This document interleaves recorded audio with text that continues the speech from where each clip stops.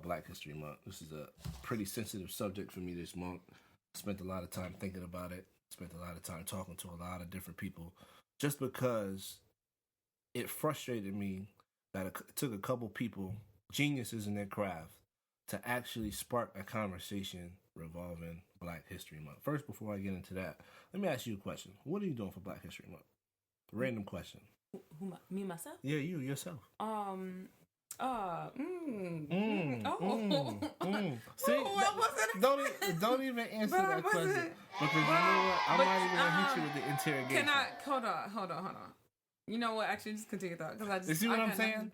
As a Black woman, I really got nothing. As a Black woman, you don't think that it's critical for us to have some type of tradition, some type of formal acknowledgement? Don't put thoughts or words in thy mouth, okay? Listen, I'm just saying, because it doesn't seem like overall. All right, so if I ask you how you celebrating Christmas this year, you know what you're going to tell me? Oh, well, you know, my nieces and nephews are going to come over, and my brother, and we're going to have dinner at my family's house, and we're going to exchange gifts, and we're going to do X, Y, and Z. If I say how you celebrate Easter, oh, well, we're going to go visit this church, or Thanksgiving. Oh, well, you know what? I'm going to cook this year. I got this house. I got this new kitchen. Wow, we're going to talk about this offline. You could have gave me some time to prepare. No, I mean, this is fact. This is fact. And you know what else you would do? Cinco de Mayo comes around because it's coming. Don't do this. Don't try to play yourself. Now you took it too far. You took it too far. But you took it too far. Let me ask you this question. Will we not be at happy hour? I probably won't because, you know, okay, you'll probably be in New York, though. Not in Connecticut. No. I'll probably be studying on Cinco de Mayo, you know, since I'm trying to graduate. So I probably won't partake in such activities. But you get what I'm saying. We celebrate a lot of different cultures, a lot of different holidays. Valentine's Day being one of those that just passed. And at the end of the day, what do Black people have written? Not necessarily written, but from a tradition standpoint, that every month comes around, every time Black History Month comes around, what is it that we do? What tradition would be lost if Black History Month was indeed abolished? Well, you know what though? Let's rewind and take this back for me myself. I know a lot of people who grew up in in their homes where Black History Month is something that, you know, their parents spend a lot of time on, and their parents spend a lot of time teaching about different things and stuff like that. I'm Jamaican. Like, my parents didn't know nothing about your history. My parents are their knowledge is very limited on probably like everything, all the traditions you guys, I mean, not even traditions, but a lot of the history. And it wasn't that big of a deal in my house necessarily. I think I learned about it from school, and when I was in school, and more or less when I was younger, I think, than as I got older in school. But it wasn't something that I grew up in my home doing tradition. And I don't have kids or anything like that for me to go out of my way to, you know, need to teach somebody about certain things. So there's my excuse. Oh, your excuse. But see, that's my point. So when Stacey Dash goes on national television, as she so frequently does, and embarrasses herself, our culture, our people, our skin color, and goes to say, you know what, we should probably just do away with Black History Month. My question to the people is, if that were to actually happen, how would we feel about that? But see, the problem with that, though, is one of the things I must say, Black History Month was very important for me as a child. Growing up and within my classroom, because outside of Black History Month, we barely learned about Black history. Well, many of my books did not have anything about African American history at all. So I needed that month to be dedicated to learning. Now, when I'm older, I don't really learn about much anything that has to do with history, point blank, period. But as a child, I think it's quintessential for children to be exposed to that knowledge as a child. You don't get that in your regular everyday lesson. You won't, and you never will, because apparently they're doing a good job erasing that type of information from each culture and each generation. Each generation is getting weaker and dumber when it comes to I agree. When it comes to basic Black history fundamentals. You know what I'm saying? So when Stacey Dash said what she said, a lot of people were upset about it, you know, for obvious reasons. Just because she's a Black woman going on national TV advocating for the abolishment, not necessarily the abolishment, but if Black history was wiped away, she'd be okay with that. I personally wouldn't, because I understand the importance of what Black history is to the United States of America. You know, it's something that can't be eliminated because we built this country, essentially. You know what I'm saying? Off our back, blood, sweat, and tears, the whole game. You know what I'm saying? But a lot of people don't know and understand or appreciate that. And if it wasn't for Beyonce, Kendrick Lamar, Stacey Dash, those three individuals, we probably wouldn't be having this discussion now, because it doesn't seem like Black History Month is ever at the forefront of our people's tongues. Well, you know what? Actually, this discussion, give all the credit to Stacey Dash for this discussion as far as Black History Month is concerned. True. I think Kendrick Lamar and Beyonce brought a whole new subject to the table, but Stacey Dash, you know, it does ruffle your feathers, and I think ultimately what she did was, when you have a Black person coming in saying, okay, this just is not important, people remember it. A lot of people forget. I mean, honestly, unless I'm tuned into like television or certain things like that, it's something that, like I said, I'm not in a school environment, so it's not something that I necessarily think about all the, you know, like when February rolls around. So when she said that, I was like, oh, girl, don't play yourself. This is February, Black History Month. And you got offended. Yeah. Now, let's take it a step further. We were talking about Trump earlier, right? So what if your boy Donald Trump comes on national television and just speaks his mind like he often does, and says, you know what? My first act as president, I feel like we should make America great again. And let's be about American history. And I feel like there's not White History Month. There's not Latino History Month. Let's do away with Black History Month. How upset would the Black America be? Livid! But the thing is, like I said before, Black History Month was very important for me as a child coming up in my education years, though. Like, outside of school, like I said, because that's the 1 month that they dedicated to make sure that I knew, you know, even though it was still very limited on what they taught us, it was that 1 month dedicated to specifically teaching me about people who had the same color skin as mine, although it may not have been my personal family's history, just knowing of people that built this country on their backs and really getting that information that I do not get out of the other 11 months of the year. At the end of the day, though, why does it take for somebody like a Stacey Dash or a Donald Trump or anybody else to say, let's do away with Black History Month, for people to A, start talking about it and making it, you know, something extreme, or B, us actually recognizing or checking ourselves like, yo, dang, Stacey Dash just might have a point. I haven't done anything. What have you done for? But you know what, though? That was a leading question. What have you done for Black History Month? And you kind of stuttered. Listen, I wasn't expecting that question. But the thing is, you also have to think about it. I think it's something that comes around every year that we don't like. It becomes so normal to you. Like, it's just, oh, it's February. And like I said before, it's outside school. But one thing I will say that I feel like it's become a lot watered down versus when I was a child. Watered down in what sense? Like Black History Month. When I was younger, everything Disney was Black History Month. At Nickelodeon had Black. You know what I'm saying? Like when I was like in coming up in grade school and stuff like that. Every Black History Month, Disney played Black movies. Disney ain't got nothing talking about Black History Month. Like, there will be all this stuff on TV about it. And like, maybe because when I was in school, I was exposed to it more. I saw more. But I don't see anything. I don't see anyone acknowledging it at this point. So that, I guess, supports your point. I mean, because it's evident. It's true. I've asked several people on a personal stance. When I go to my part-time job tonight, I talk to my younger coworkers all the time, and I ask them, "Oh, what do you do for Black History Month?" I hear their excuses, the same rhetoric you were using, and I ask them. I give them some basic questions. I asked one person, "Do you know who Angela Davis is?" Who? I asked one person, "Do you know who Huey P. Newton is?" Who? And that's where it goes. Basic questions, though. But see, the problem with that is that goes down to those are a lot of names that aren't mentioned in history books. Like, so when do we become accountable as African Americans to take accountability and educate ourselves? We're at the age where we can pick up a book, we can hit Google and just do basic research, or even on Netflix they have plenty of documentaries on Black culture and our history. I find it very interesting. I study a lot of the Panther movement. They actually had a great documentary on a couple of days ago on I think it was PBS. Or something. I think it was PBS. Yeah, they did. I think it was PBS because they talked about somebody was promoting. I forgot what side I saw it promoting. But that was a great opportunity for someone to just simply educate themselves on the Black Panther movement. You know what's so funny though that you mentioned that? My younger brother loves documentaries, and he watches stuff on Netflix like that all the time. He's one of the people that go out of. I don't think he necessarily sees it as him going on his way to educate himself. He's just very intrigued by the topics and stuff like that. But for myself, he had me watch the Malcolm X movie last week. I've never seen it. Wait a minute. No. I've never seen it. I've literally... Time out. Are you talking about the Spike Lee, Malcolm X, Denzel Washington? Yeah, I've never seen it. Should have been an Oscar award-winning performance? Never seen it. But can I explain why? There are a lot of movies I've never seen. There are a lot I've never seen. There's a lot of movies I've never seen and have no intention of watching. And the reason being, let me tell you, for myself, I do better at reading books than so have you ever read the No. autobiography? Let me fit. Can I get to that? Can I get to it all? Can I get to it all? Go ahead, you got the mic.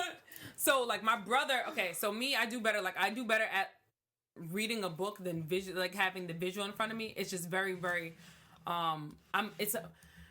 it's too emotional for me. It's too much. It takes too much out of me to watch it. So my brother, I come in the house and he's watching the Malcolm X story. Now, I could like once it's on and I see it, like I can't stop watching because I'm gonna watch it to the end.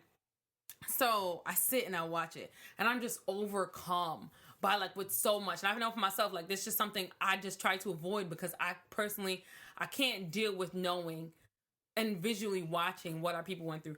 Like I watched the Amistad, and that's the last movie. That's like the last slave movie I could ever watch in my life. Like I couldn't watch. I could never sit through 12 Years a Slave. When I watched that, I said, you know what? This is absolutely the last slave I can't movie do it. I'm absolutely watching. Because it was a good movie though. And I believe it. But you know what? And this happens to me with a lot of things in life. It's entirely too real. Like to know, like to literally know that this like is how people treat. And I watched I don't know if you've seen the OJ versus the people. I wanted to watch that. Couldn't get into it. No, but this it's kind of like not even got anything to do with it. But then the first like 3 minutes of the first episode, they show you like the riots. I think who's the riots? It's a Rodney King. The Rodney King riots. Yeah, the Rodney King riots. So they're showing the Rodney King riots, and they're like showing his video of him being beaten, and like you see like literally, and I promise you, every time I like see a story like that, I see my father, I see my brother, I see my grandfather. That's so real, it's like it's literally overwhelming for me emotionally to watch it. Like I promise you, I had nightmares of the Amistad for weeks. Even when you had to watch the KKK, like movies on the KKK when I was in high school, middle school, I used to close my eyes because I used to think the KKK were coming out to get me. And I don't watch scary movies at all because I don't want none of that stress. But because that's reality and because I know what happened and it's possible, I don't subscribe to that type of movie or whatever. But and I never read the Malcolm X book, not for any reason. I just never read it. I just never, and it's one of the books that I think ideally I did want to read, but I've never picked it up to read it. Too important to our history not to be familiar with certain people that attribute to who we are today. Like Malcolm X was that dude, and I believe it. No, he set a standard that by any means necessary. And I agree. But see, now I'm not knowledgeable about Malcolm X. I've just never read the actual story. Like I've read excerpts and things out of different books, but I've actually never read his biography by itself. You know what I'm saying? Like cover to cover. But I know enough about his story to know exactly what he did within our history, but I've never sat down and actually read his book. And I watched the movie for the first time last week, and I tell you, when they shot him up and to watch our own people, like I was literally sitting there like, oh God. But the crazy thing about that is, this happened a couple days ago. I watched the video. I believe Dick Gregory was the keynote speaker on that, and he was saying how that was a conspiracy.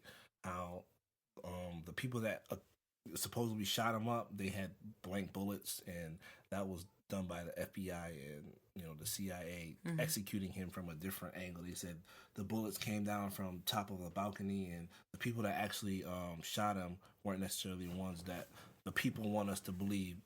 So if you do a lot of history, J. Edgar Hoover was one of the most notorious, I think, terrorists. I'll call him a terrorist because he was known for breaking up black unity, the Nation of Islam, the Black Panther Party, the Martin Luther King movement. He didn't want anything to do with us coming together, like at all.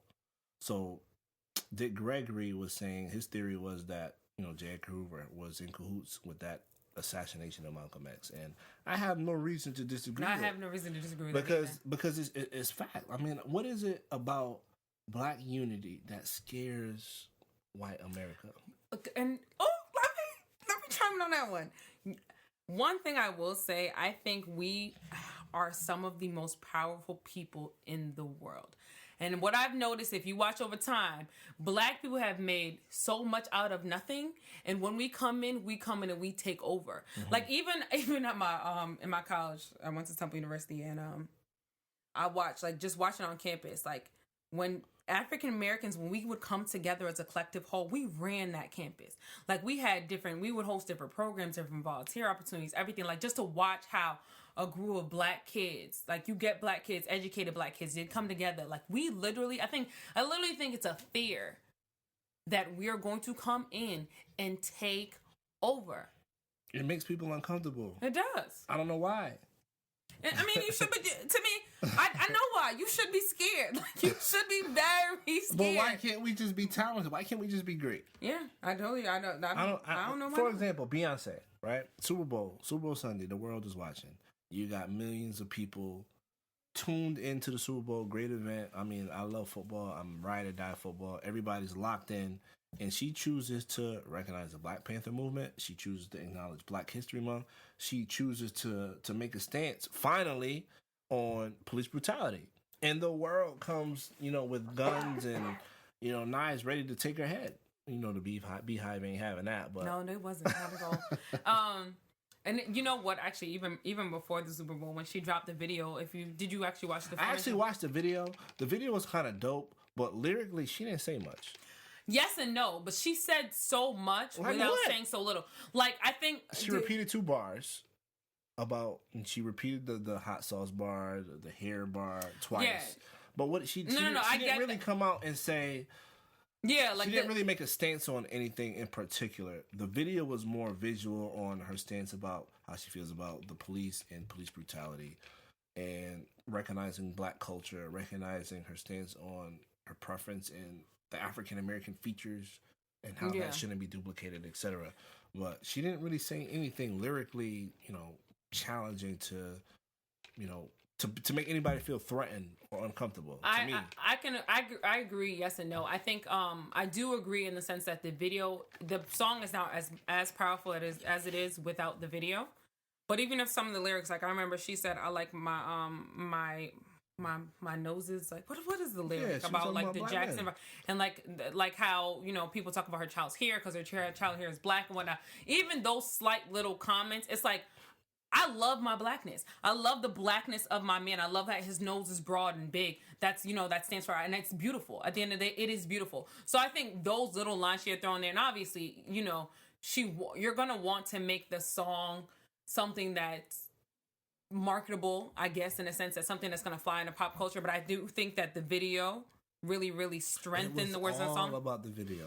Yes and no, because I can some people do say they can't listen to the song without the video, and I can. I can't. I tried it. But then I'm a Beyonce fan, so I'm kind of biased. You know what I'm saying? Like I'm also biased. You're president of the Beehive, Connecticut branch. Let's not go too far. But I think when I listen to the song away from the video, it does kind of give, because me too, my nose is big. Hell yeah, I'm proud of it. Like, I've never had a problem with it. Yes, I slay. Don't trip. You know what I'm saying? But I do agree with the video does hold more weight. But what's funny though, which I saw a lot of people talking about how, like, she referenced the whole Hurricane Katrina thing, and a lot of people were dragging her for being so late. But you gotta understand, Beyonce is one of them. She's controlled by the money.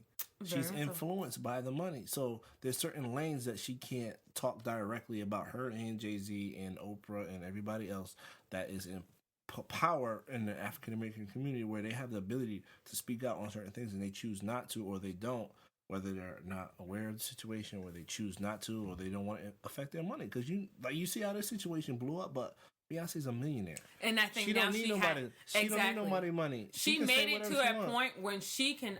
She's up on the ladder where she's looking down, and I can do whatever I please, which I want. It's sad, and it really is sad where you do have to play the game with people. Because I forgot who I was listening to. I don't remember. I was listening to some podcast. But think about our generation. everything is about political correctness. You can't say anything. You can't have an opinion about anything, especially if you're trying to come up and you're trying to make money, because all these different corporations, all these different sponsors, they'll nail you if you say something. You say something that could have possibly offended. Now, the closing scene in that video, the Beyonce video, when she was on top of the police car and the joint sinks, that was what? Yep. But what people, and I feel like a lot of people mistook that as her being anti-police, and I don't think that necessarily was it. I don't think she was anti-police. And the funny part was, I don't know how much truth is behind this, but I was talking to a girl in my class, and she mentioned the fact that it was set in New Orleans. And the whole thing was a police car sinking under the water from Hurricane Katrina. Right. And she mentioned like how people died in their cars and things like that, and like how, you know, people didn't come to do come to the rescue of them. So it was artwork. Yeah, so that, I think that's what it was. And it was like the whole video up to the little boy dancing and the cops surrendering to him, I thought was just like just such a beautiful depiction of what is going on and how, just a great way to display the message. Well, she has the people's ear right now. Yeah, I mean, she's pop culture. Yeah, so, and that's what she played the cards right to the point when she can do that now. Like, she can do that and not have to worry, which I'm kind of happy that she did it this way, where, like, you know how you said that essentially she's ran by the money, but she waited her time, and now her message is so much stronger because she literally runs the world. So now, because if she probably would have done this prior, they would have washed her under. Now she can't be ignored, and she gonna win whatever. She ain't gonna get an invite to the Super Bowl again, but that was a great opportunity to take advantage of Black History Month, all these the police brutality, all that to address all of that in front of national, because we wouldn't even be talking about it in this magnitude if she did not do that. And I don't see what she did that was so overwhelming that people are so upset about. Okay, let's talk about Tommy. First of all, don't do that. Don't do that. Tommy. Because you know what? I was at work when I heard the interview when she interviewed Charlamagne. The one I sent you? Yes. The one you sent me, I literally couldn't work for like 3 hours. I started a Twitter account just to follow Tommy and launch a verbal assassination on everything that she had to say about that situation. First of all, to be on national television and say the things that she said is just politically dangerous. Like, she has an audience. First, she's a young, attractive white woman. Mm-hmm. She has an audience, national television, and she's going on national television saying things that just frankly weren't true, especially about the Black Panther Party. Tommy gonna be okay though. I'm gonna let you know. Tommy gonna be okay. But you know why though? You know why? Tommy gonna be okay. And she and you know, from a business standpoint, from a what is she? An anchor. I get it. She sells. She says what she does. What she has to do to sell. She has people sparking controversy. Me being one of her minions that go to her Twitter page to follow her to see what the hell she's gonna say next. So I'm subscribed to Tommy to see what's next for you, Tommy. You done said this. I'm waiting for the next crazy thing to come out your mouth. So she understands her ability to attract attention, to create trending topics, etc. I get it, Tommy. You're doing what you're supposed to do as a journalist. Whatever. But to come on national television to spit false rhetoric about things that you just don't quite understand and to attack certain issues from a Black culture standpoint is definitely offensive. I'm not going to call you a racist, but I'm going to call you culturally ignorant. And there are so many people out there that are just straight culturally ignorant, and they don't know what they don't know.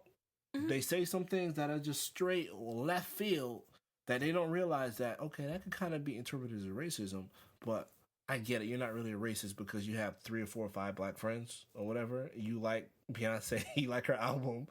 But to call Jay-Z all types of names and to address the Black Panther Party and it was just such BS, her interview. Okay, here's my thing on Tommy. When I heard her initial comments prior to Charlamagne the God giving her Donkey of the Day. Now, when I heard them, I was like, girl.